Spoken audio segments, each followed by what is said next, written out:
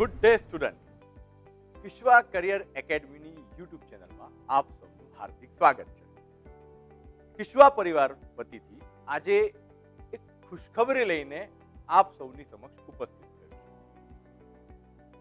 ઘણા સમયથી વિદ્યાર્થીઓની એક માંગ હતી કે ભારતીય અર્થવ્યવસ્થા માટે કિશ્વા પબ્લિકેશન દ્વારા એક પુસ્તક પ્રકાશિત કરવામાં આવે.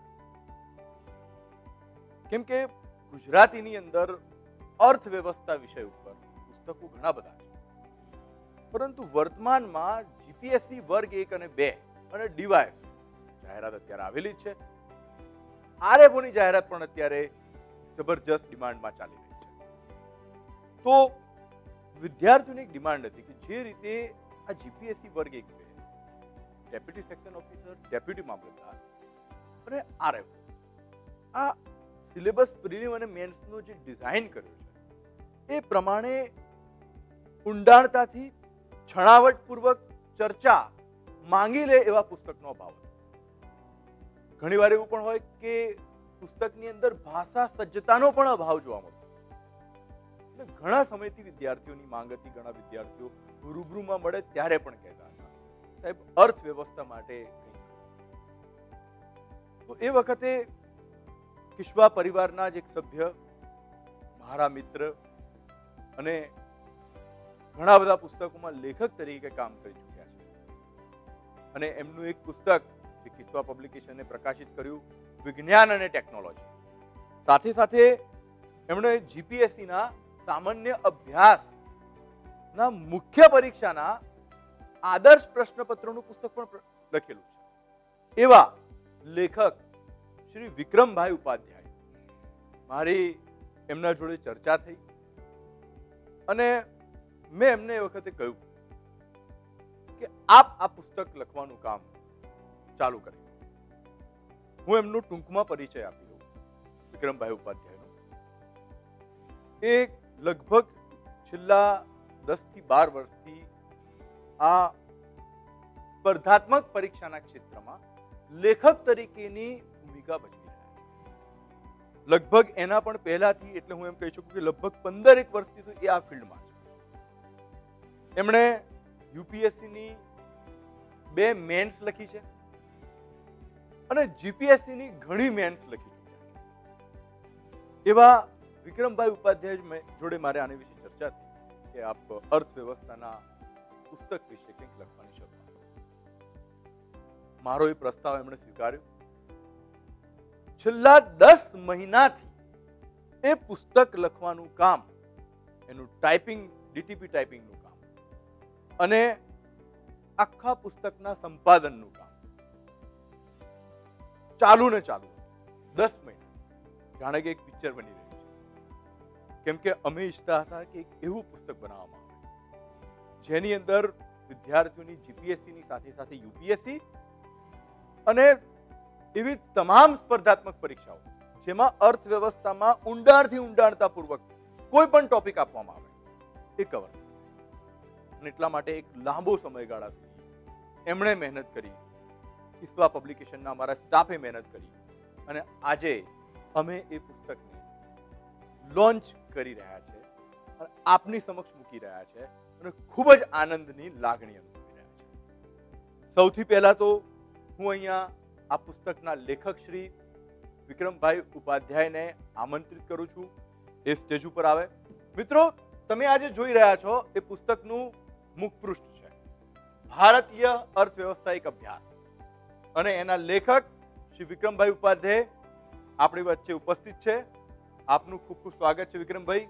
ખૂબ ખૂબ અભિનંદન. અને હું એમ કહીશ કે 10 મહિનાની મહેનત, આ કંઈક એવું નથી કે બસ લઈને બેઠા અને ફટાફટ લખી કાઢ્યું. ના, 10 મહિનાની મહેનત. અને સૌથી આ પુસ્તકનો પ્લસ પોઈન્ટ છે ભાષા સજ્જતા. ગુજરાતી ભાષાનું જે લય એમણે જે જાળવ્યો છે એ ખૂબ જ સરસ છે. અને આવું પુસ્તક વિક્રમભાઈ ઉપાધ્યાયે આપણી વચ્ચે મૂક્યું છે. Budget, economic survey, committee report, UPSC GPSC solved question, સાથે સાથે મુખ્ય પરીક્ષાના પ્રશ્નો જે યુપીએસસીમાં પૂછાઈ ગયેલા છે એ પણ આની અંદર મૂકવામાં આવ્યા છે. તો આ ભારતીય અર્થવ્યવસ્થા પુસ્તક UPSC, GPSC, PI, STI, DYSO, RFO વગેરે તમામ પ્રકારની સ્પર્ધાત્મક પરીક્ષાઓની અંદર તમારા માટે ઉપયોગી છે. એની પ્રથમ આવૃત્તિ તમારી વચ્ચે જ અત્યારે અમે લોન્ચિંગ કરીશું અને લોન્ચિંગની સાથે જ આ પુસ્તક જ્યારે આ વિડીયો તમારી આગળ પહોંચશે ત્યાં સુધીમાં માર્કેટમાં અવેલેબલ થઈ ગયું હશે. તમે તમારા નજીકની એવું કોઈ પણ સ્ટેશનરી કે પુસ્તક વિક્રેતા હોય જે સ્પર્ધાત્મક પરીક્ષાઓના પુસ્તકો રાખતા હોય, જ્યાંથી કિશ્વા પબ્લિકેશનના પુસ્તકો તમને મળી રહેતા હોય, ત્યાંથી તમને આ પુસ્તક મળી રહેશે. તો પુસ્તકનું લોન્ચિંગ કરવા જઈ રહ્યા છે.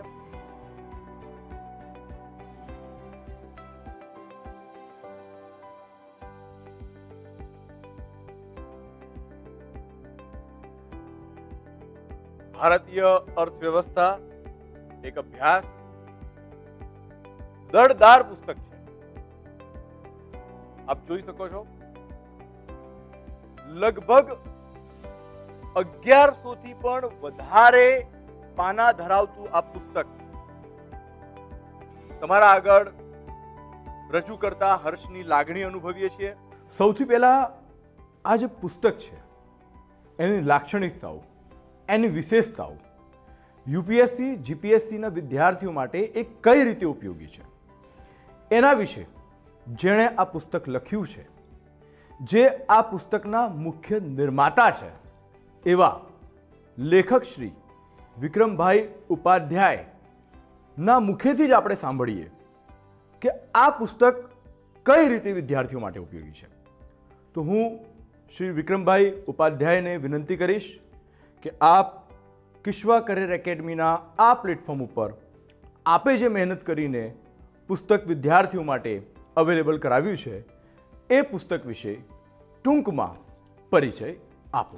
હવે આપણે આ પુસ્તકની અનુક્રમણિકા વિશે ચર્ચા કરીએ. હવે અનુક્રમણિકામાં ચર્ચા કરવાનું કારણ એ છે કે આ પુસ્તકમાં શું શું છે એ આપને ટૂંકમાં માહિતી આપું. આખું અનુક્રમણિકાની ચર્ચા કરીશ તો લગભગ 70-80 પાનાની અનુક્રમણિકા હોય એ આખી ચર્ચા અહીંયા શક્ય નથી. એના માટે 3 થી 4 કલાકથી વધુ સમયના વિડીયો મૂકીએ અને એનો કોઈ મતલબ નથી, એ પછી કંટાળાજનક થશે.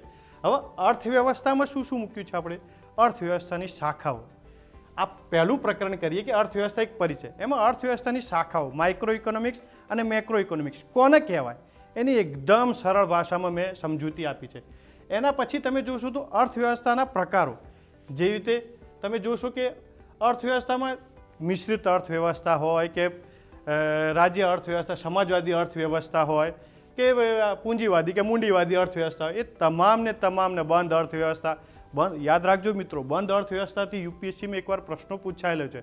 એટલે બંધ અર્થવ્યવસ્થા, ખુલ્લી અર્થવ્યવસ્થા, આવી તમામ પ્રકારની અર્થવ્યવસ્થાઓ મેં આ પ્રકરણમાં મૂકી છે. એના પછી એમાં સૌથી અગત્યનું મેં મૂક્યું છે કે જે કરંટ ટોપિક હતા, જેવી રીતે થાળી ઇકોનોમિક્સ, આર્થિક સર્વે, જે પાછળ આખું પ્રકરણ 100 થી 150 પાનાનું લગભગ મેં બનાવ્યું છે.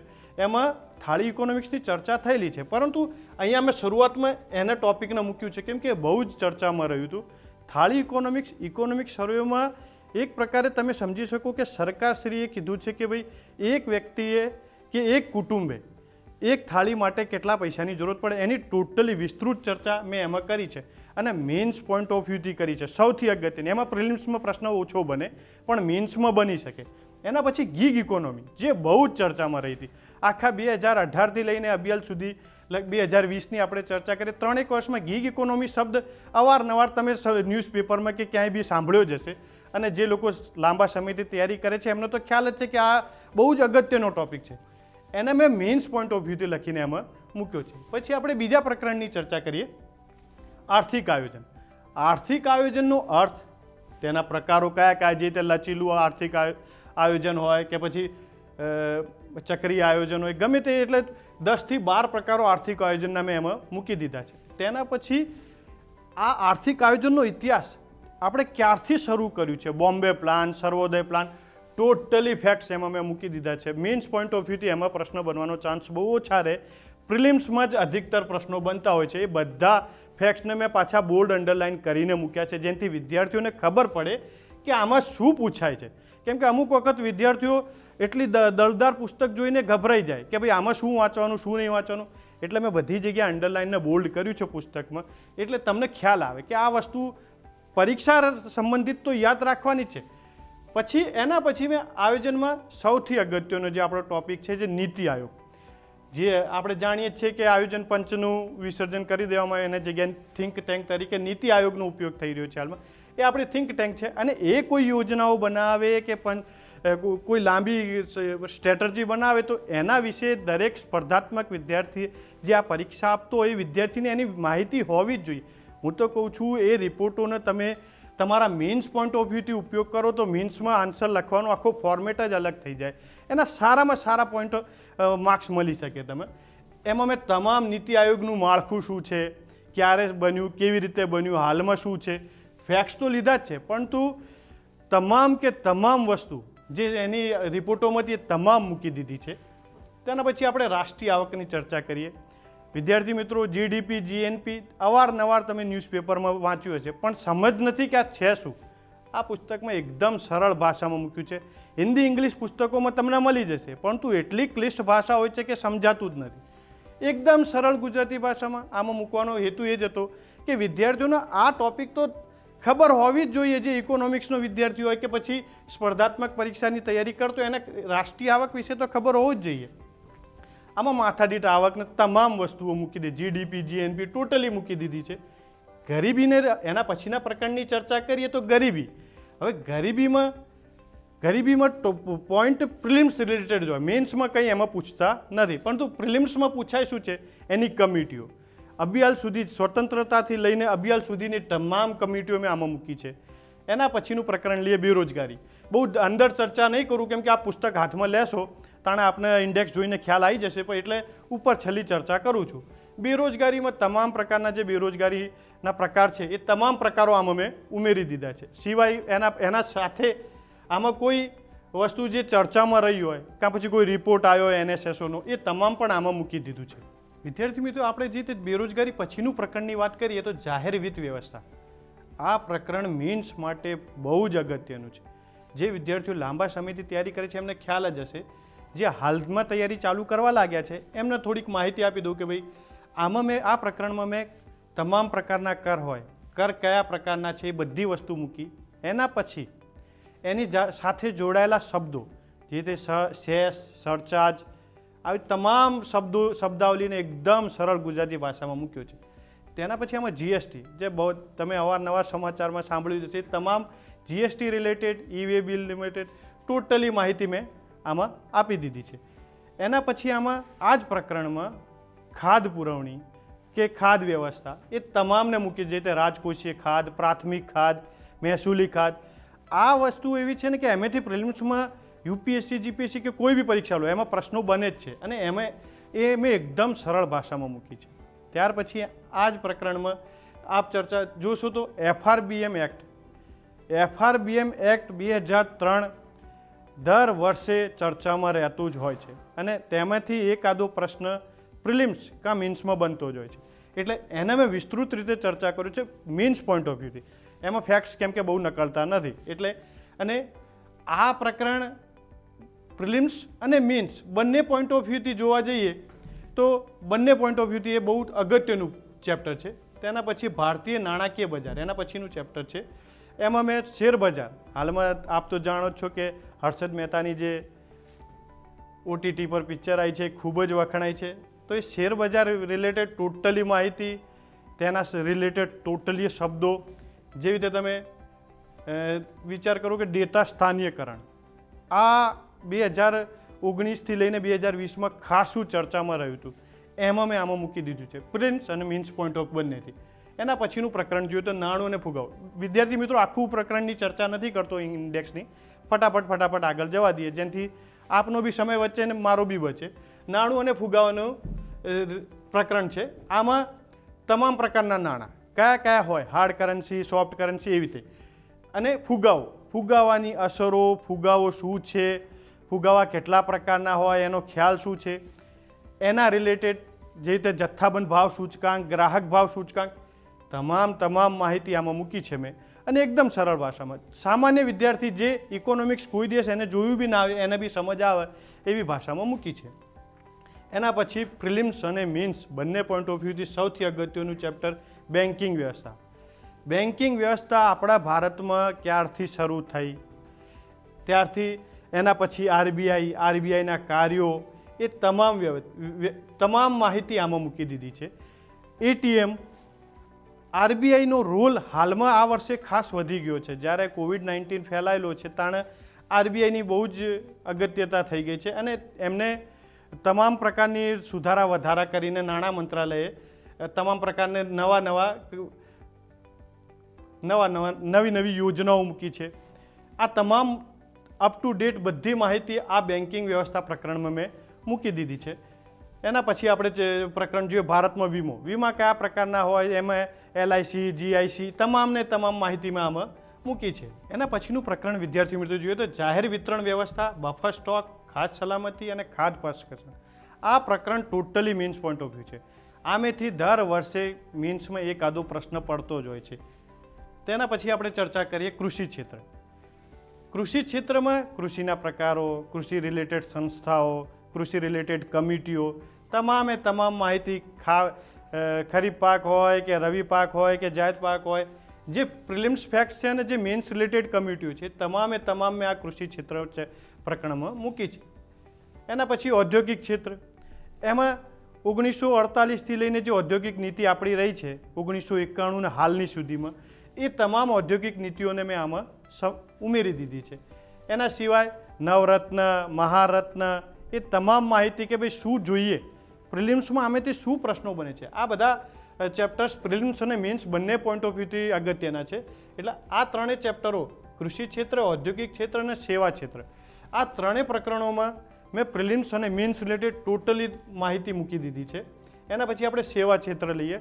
સેવા ક્ષેત્ર તો આપ જાણો છો કે COVID-19ના કારણે ખૂબ જ વર્ક ફ્રોમ હોમ ચર્ચામાં રહ્યું છે, તો એ સર્વિસ સેક્ટરને રિલેટેડ છે. એના રિલેટેડ તમામ માહિતી આમાં છે. ઉર્જા, પરંપરાગત ઉર્જા અને બિનપરંપરાગત ઉર્જા, જે રીતે સૌર ઉર્જા, પવન ઉર્જા, બાયડલ ઉર્જા, ટાઇડલ ઉર્જા, તમામ પ્રકારની ઉર્જા અને એના રિલેટેડ ભારત સરકારના જે પગલાઓ લેવામાં આવ્યા છે અને જે નીતિઓ ઘડી છે, જે રીતે 2022માં આપણા મોદી સાહેબનું પ્લાન છે કે 175 ગીગાવોટ અને હવે એને વધારીને 450 ગીગાવોટ કરી દેવામાં આવ્યું છે. એ બિનપરંપરાગત ઉર્જાનો લક્ષ્ય અને તમામ માહિતી જે પ્રિલિમ્સ મેન્સ રિલેટેડ હોય મેં આમાં મૂકી છે. સામાન્ય માહિતીથી લઈને એકદમ પ્રિલિમ્સ તળસ્પર્શી માહિતી, એટલે એકદમ નીચેથી લઈને છેક ઉપર સુધી તમામ કમિટીઓના રિપોર્ટો પણ આમાં મૂક્યા છે. ઇન્ફ્રાસ્ટ્રક્ચર, આંતરમાળખું કહીએ કે ઇન્ફ્રાસ્ટ્રક્ચર કહીએ, આ પ્રકરણ સડક કે રોડ પરિવહન હોય, રેલવે પરિવહન હોય કે હવાઈ પરિવહન હોય કે જળ પરિવહન હોય, જે જિયોગ્રાફીમાં પણ ઉપયોગી છે. વિદ્યાર્થી મિત્રો, આપ નજર કરશો તો આ તમામ 12થી લઈને 16 કે 17 પ્રકરણ સુધી આપને આ ટોપિકો જિયોગ્રાફીમાં પણ જોવા મળશે અને એ તમામ માહિતી મેં આમાં ઉમેરી છે. આંતરમાળખામાં સડક પરિવહનને લઈને જે નવા ડેટા હતા એ તમામ ઉમેર્યા. એની સાથે સાથે કોઈ કમિટીની એવી રિપોર્ટ આવી હોય કે ભાઈ કાં પછી કોઈ બોન્ડ બહાર પડ્યા હોય, એ તમામ માહિતી મેં આમાં મૂકી છે. રેલવેમાં બી આવું જ કર્યું છે. હવાઈ પરિવહન, જલ પરિવહનની આપને ખ્યાલ જ છે કે પાછલા વર્ષે 111 કરી દેવામાં આવે છે. હજુ સુધી અમુક પુસ્તકોમાં 4 કે 6 જ બતાવવામાં આવે છે. આમાં અપ ટુ ડેટ માહિતી મૂકવામાં આવી છે. તેના પછી વસ્તી અને વસ્તી ગણતરી. આ વસ્તી અને વસ્તી ગણતરીમાં કયા સિદ્ધાંતો આવ્યા, કેટલી વસ્તી છે, એના તમામ ડેટા, જેવી રીતે સૌથી વધુ વસ્તી ક્યાં છે, સૌથી ઓછી ક્યાં છે, એને એક ફોર્મેટમાં બનાવી અને પછી આ પ્રકરણમાં મેં મૂકી દીધી છે. એના પછી આંતરરાષ્ટ્રીય સંસ્થાઓ, જે તમે પહેલાં બી ચર્ચા કરી હતી આ વિડીયોમાં, WHOની. આપણે એક બીજી ચર્ચા કરીએ WEF, વર્લ્ડ ઇકોનોમિક ફોરમની. બરાબર, વર્લ્ડ ઇકોનોમિક ફોરમ દર વર્ષે જાન્યુઆરી મહિનામાં તેની બેઠક મળે છે. એ બેઠકમાં જે મુદ્દાઓની ચર્ચા થાય એ આપણા સ્પર્ધાત્મક પરીક્ષા માટે તો ખૂબ અગત્યના હોય છે, પરંતુ અમુક વખત પેપર સેટર હોય એ બહુ તળસ્પર્શી માહિતી પૂછી લે, જે તે બેઠક ક્યાં થઈ હતી. આપ એને કરંટમાં મૂકી શકો, પણ કરંટ સિવાય બી એ એક વસ્તુ તો નક્કી જ છે કે WEFની બેઠક દાવોસમાં જ થાય. દાવોસ સ્વિટ્ઝરલેન્ડમાં આવેલું છે. આ બેઝિક માહિતી છે, પરંતુ આ બેઝિક માહિતી અમુક વખત વિદ્યાર્થીઓને ખબર હોતી નથી. મોટી મેન્સની બધી તૈયારીઓ કરી લે, એમાં બધું જોઈ લે, પરંતુ આ નાની બાબત એમને યાદ રહેતી નથી. એ મેં મૂકી દીધી છે. તમામ સંસ્થાઓ ટોટલી યુએનથી લઈને જે WEF કે કોઈ બી લો, એ તમામ આંતરરાષ્ટ્રીય સંસ્થાઓ આમાં છે. એના રિલેટેડ કોઈ પણ કમિટીના રિપોર્ટ્સ આવતા હોય, જે તો કોઈ રિપોર્ટ્સ બહાર પડ્યો હોય એ બી આમાં મેં ઉમેર્યા છે. બીજી એક આની ચર્ચા કરીએ, WTO અને ભારત, જે મેન્સ પોઈન્ટ ઓફ વ્યૂથી છે વિદ્યાર્થી મિત્રો, પણ એની પ્રાસંગિકતા શું, કે પછી હાલમાં જે વિવાદો થઈ રહ્યા છે WTOને લઈને અને ભારતને લઈને, એ તમામ મેં આમાં મેન્સ પોઈન્ટ ઓફ વ્યૂથી અને પ્રિલિમ્સ પોઈન્ટ ઓફ વ્યૂથી મૂકી દીધા છે. અર્થતંત્ર, એના પછીનું પ્રકરણ જોઈએ તો અર્થતંત્ર સાથે જોડાયેલા વિવિધ સૂચકાંકો. આ સૂચકાંકો તો પાછલા 3 વર્ષમાં કોઈ યુપીએસસીના દરેક વર્ષના પેપરમાં એકાદો સૂચકાંક તો પૂછાય જ છે, અને જીપીએસસીમાં બી એ ટ્રેન્ડ છે. હવે તો બિન સચિવાલયમાં બી પૂછવા લાગી ગયા છે. એટલે આ સૂચકાંકો તમામ જેટલા બી સૂચકાંકો બહાર પડે છે, તમામ સૂચકાંકો ક્યારથી પડે છે, કોણ બહાર પાડે છે, ભારતનો રેન્કિંગ શું છે, એ તમામ માહિતી મેં આમાં મૂકી છે. પાછલી જીપીએસસી તે એમાં જે અર્થતંત્ર રિલેટેડ કોઈ બી સૂચકાંક હતો એમાંથી 3 પ્રશ્નો હતા, અને ઇઝ ઓફ ડુઈંગ બિઝનેસ કરીને જે રિપોર્ટ બહાર પડે છે વર્લ્ડ બેંક દ્વારા, એના પેરામીટર્સ પૂછ્યા હતા. હવે એટલું ઊંડાણમાં જઈને પૂછાય છે કે એના પેરામીટર્સ પૂછે છે, તો મેં આમાં તમામ સૂચકાંકોના પેરામીટર્સ બી મૂકી દીધા છે. એ વિદ્યાર્થી મિત્રોને ખબર હોવી જ જોઈએ હાલાકી, પરંતુ ચાલુ જિલ્લા પુસ્તકોમાં કે બીજા પુસ્તકોમાં એ જોવા મળતા નતા. મેં મારી રીતે તમામ સૂચકાંકને આમાં મૂકી અને એ પેરામીટર્સને એકદમ સરળ ભાષામાં, સાથે એનું ઇંગ્લિશ બી મૂકી દીધું છે, જેનાથી વિદ્યાર્થી મિત્રો ગૂંચવાય નહીં. એના પછી યોજનાઓમાં ભારત સરકારની યોજનાઓ તો તમામ ઉમેરી છે જે 2020 સુધીમાં થઈ છે, પરંતુ ગુજરાત સરકારની યોજનાઓ પણ મૂકી દીધી છે. એટલે યોજનાઓ તો આપ જાણો છો કે જીકેનો ટોપિક છે, છતાં બી આમાં મૂક્યો છે મેં કે ભાઈ આ વસ્તુ બંનેમાં ઉપયોગી થાય. અર્થવ્યવસ્થા જ્યારે તમે ચર્ચા કરતા હો તો યોજના એ અર્થવ્યવસ્થાનો ભાગ છે, પરંતુ અમુક પુસ્તકો આપણે જે તે જીકેના મૂકતા એમાં પણ મૂકી દેતા હોઈએ છીએ. યોજનાઓ રિલેટેડ તમામ માહિતી, જેને આપણે કહી શકીએ કે એકદમ ઊંડાણપૂર્વક માહિતી, ક્યારે થઈ, શું થઈ, એનો ઉદ્દેશ્ય શું છે, મોટો શું હતો, મૂળ એ બધી ટોટલ માહિતી આમાં મેં મૂકી દીધી છે. સૌથી અગત્યનું ને મારી પુસ્તકની સૌથી ખાસ વિશેષતા મારી દ્રષ્ટિથી, નીતિ આયોગ પછી આર્થિક સર્વે અને બજેટ. આર્થિક સર્વે અને બજેટના આટલું વિશ્લેષણાત્મક વર્ણન કોઈ પુસ્તકમાં અહીંયા સુધી કે હિન્દી પુસ્તકોમાં બી મળતા નથી. તમે જોશો મેગઝીનોમાં આવે, જ્યારે નવું ચર્ચામાં હોય, વિદ્યાર્થીઓ મેગઝીનમાં જુઓ એ સમય પછી ભૂલી જાય, પરંતુ એને કોઈ પુસ્તકમાં મૂકતું નથી. આપણે આખું કમસે કમ 200 પાનાનું આ બંને વસ્તુ મૂકી છે, અને દરેક પ્રકરણની એકદમ સરળ અને એકદમ સરળ ભાષામાં સમજૂતી અને એકદમ ઝીણવટભરી માહિતી. કોઈક શબ્દ એવો જેવી રીતે આપણે ચર્ચા કરીએ કે વિશ્વાસ યોજના શું છે, તો એ યોજના પ્રકરણમાં તો છે જ, પરંતુ બજેટમાં હતી આ વખતે ચર્ચામાં, તો કે વિશ્વાસ કે વિવાદથી વિશ્વાસ સ્કીમ કરીએ કે એવું, તો એ તમામ આ બજેટમાં મેં મૂકી દીધી છે. આની સિવાય આ ઇકોનોમિક સર્વે અને બજેટમાં એક સૌથી અગત્યની બાબત છે, એ આપને મેન્સ પોઈન્ટ ઓફ વ્યૂથી બહુ કામ લાગશે. જ્યારે આપ મેન્સ લખતા હો તાણે આપણને ખબર હોવી જોઈએ કે આપણી સરકારશ્રીની યોજનાઓ શું ચાલી રહી છે, એમને બજેટમાં શું જાહેર કર્યું છે, આર્થિક સર્વેમાં શું છે, એ વસ્તુ તમે ઉમેરો એટલે તમારા માર્ક્સ સારામાં સારા આવે. તેના પછી આપણે ચર્ચા કરીએ પ્રકરણની, કે મુખ્ય પરીક્ષામાં અર્થવ્યવસ્થા સંબંધિત પ્રશ્નોનો સંગ્રહ. વિદ્યાર્થી મિત્રો, 1988થી લઈને 2019ના સુધીના પૂછાયેલા તમામ પ્રશ્નો જે ઇકોનોમિક્સ રિલેટેડ છે એ તમામ મેં અહીંયા મૂકી દીધા છે. લગભગ 400 જેવા પ્રશ્નો, 400-450 જેવા પ્રશ્નો થાય છે. તમામ પ્રશ્નોને મૂક્યા છે.